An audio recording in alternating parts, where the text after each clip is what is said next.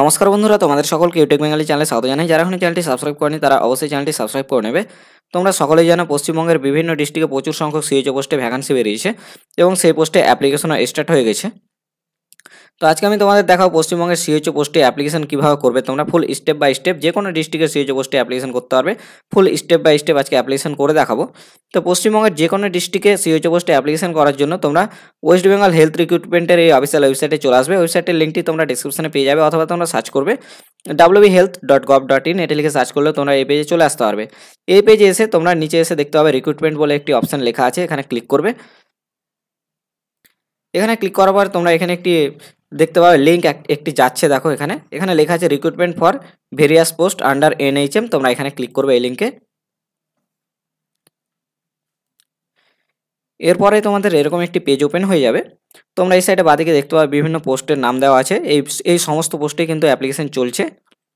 তো তোমরা সিএইচও পোস্টে অ্যাপ্লিকেশন করবে, তাই তোমরা সিএইচও পোস্টের লিঙ্কটি এখান থেকে দেখে নেবে।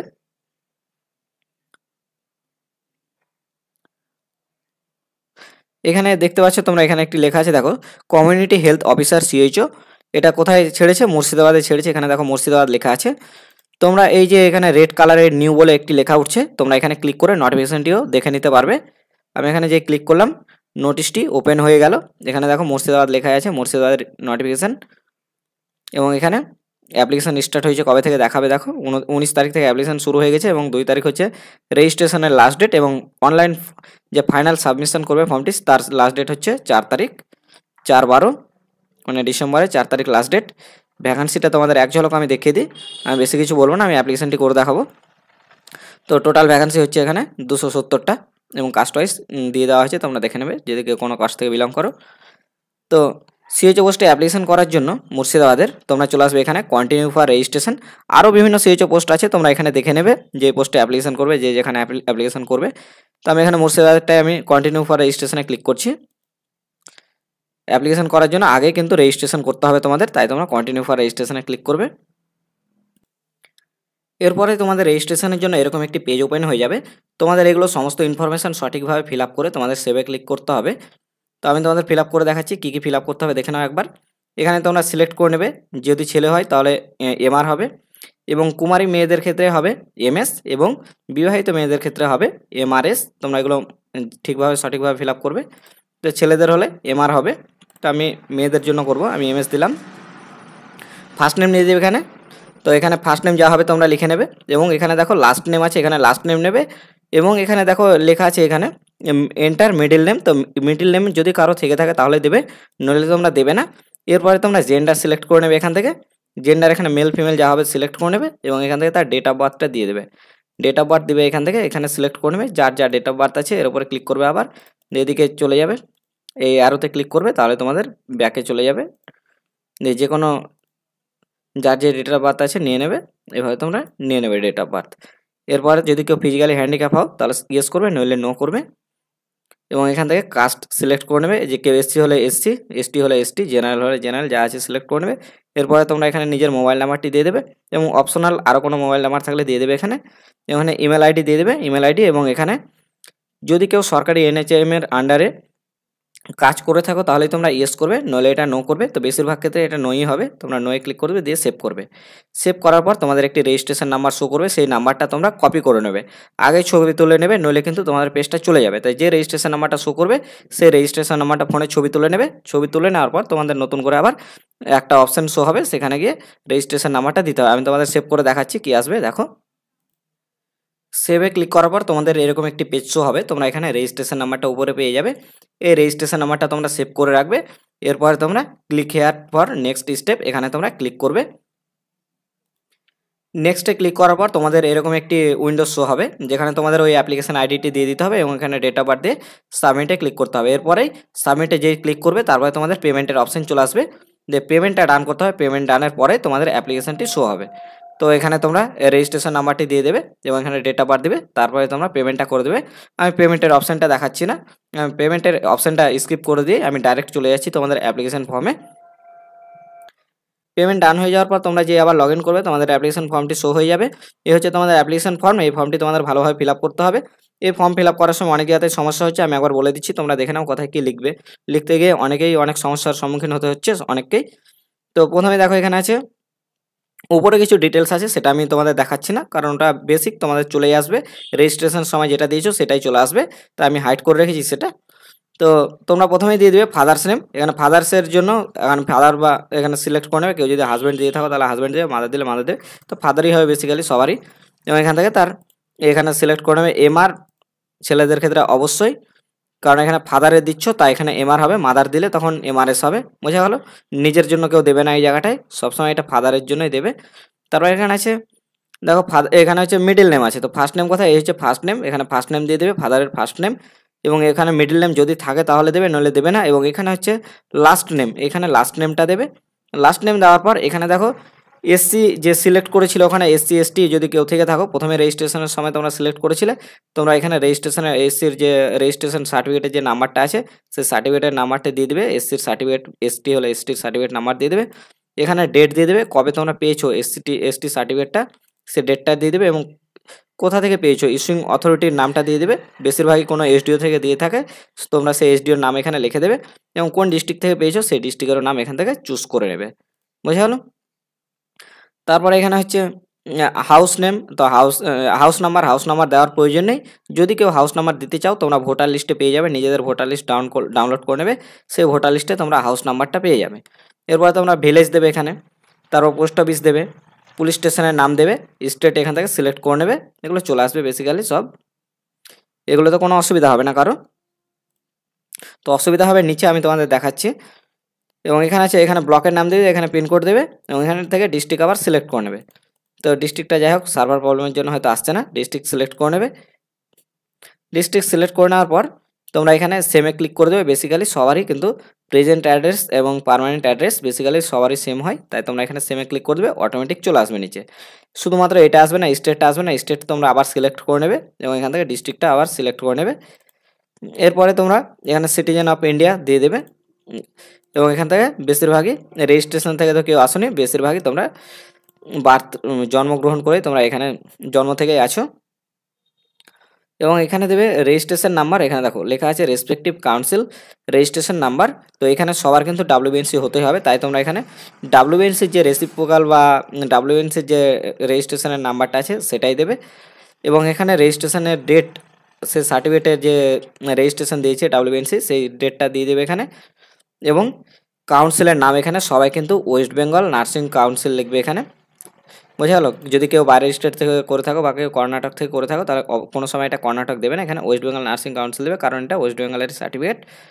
এবার হচ্ছে এখানে দেখো মাধ্যমিকের এই জায়গাটাতে অনেকের সমস্যা হচ্ছে, আমি বলছি দেখো মাধ্যমিক আর ইকুইভ্যালেন্ট যেটা আছে বোর্ড অবলিক ইউনিভার্সিটি, এখানে তো বোর্ড দিয়ে দিবে বেশিরভাগ ক্ষেত্রেই, West Bengal board of secondary এডুকেশনই হবে। তোমরা সবসময় রেজাল্ট বা অ্যাডমিট দেখে তোমরা লিখে নেবে, ফুল নেম লিখে দেবে সব থেকে ভালো, কেউ কিন্তু শর্ট ফর্মে দেওয়ার প্রয়োজন নেই, অনেকে শর্টে দাও, তো শর্টে দেওয়ার প্রয়োজন নেই, একটা ভাইটালস ফর্ম ফিল আপ করছে তোমরা ফুল নেম দিয়ে দেবে, ফুল নেম নিয়ে নেবে এখানে। তারপর এখানে ফুল মার্কস দিয়ে দেবে, এখানে বেসিক্যালি সবার কিন্তু এই জায়গাটায় 700ই হবে, এমপি হবে 700ই।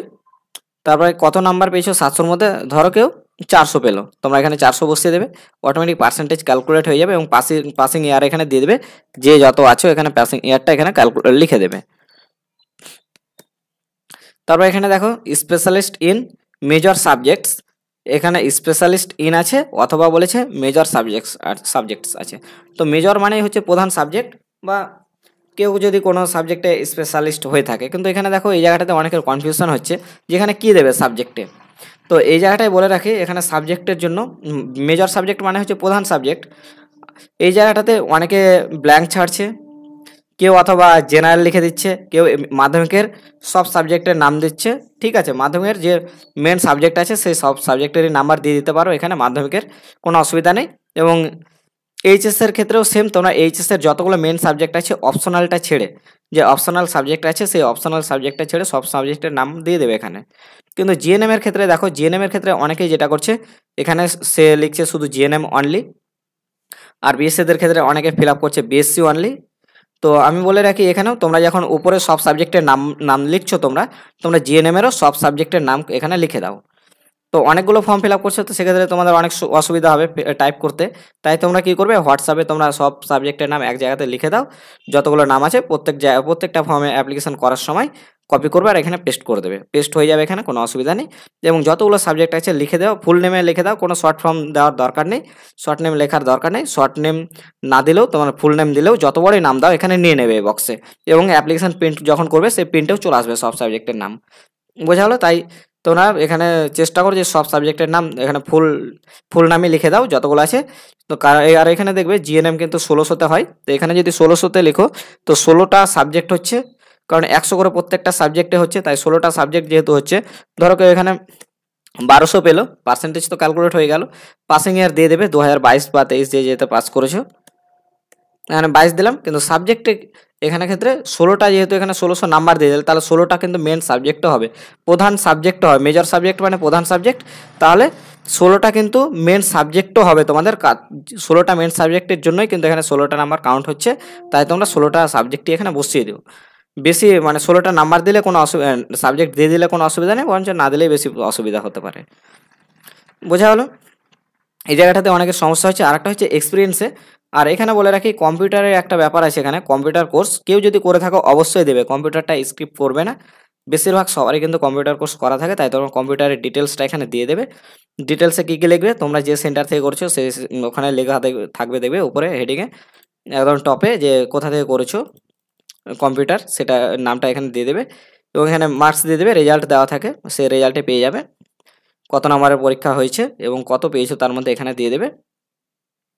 মার্কস অটোমেটিক এগুলো ক্যালকুলেট হয়ে যাবে, এবং এখানে যে সাবজেক্ট আছে সাবজেক্টটা এখানে দিয়ে দেবে, ও সেখানে সাবজেক্টটা পেয়ে যাবে। কম্পিউটারের ক্ষেত্রেও সেই সাবজেক্টটা দিয়ে দেবে, দিলে অসুবিধা নেই, কারণ কম্পিউটারে যে সাবজেক্টে তোমাদের পরীক্ষা হয়েছে সেই সাবজেক্টের নামগুলো লেখা থাকে। এবার এখানে দেখো, এক্সট্রা কোয়ালিফিকেশান দেওয়ার কোনো প্রয়োজন নেই, যদি থেকে থাকে তাহলে অবশ্যই দেবে, না থাকলে দেবে না।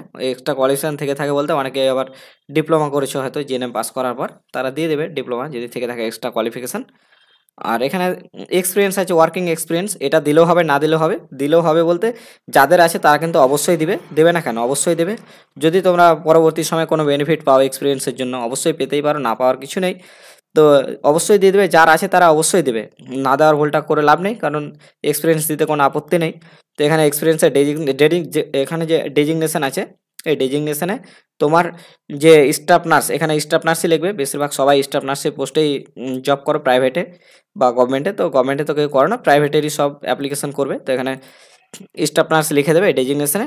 এবং এমপ্লয়ার্সে এখানে লিখবে তোমরা যে কোথায় করছো সেই জায়গাকার নাম লিখবে, যে নার্সিংহোমে করছো যে সেই নার্সিংহোমের এখানে নাম দিয়ে দেবে।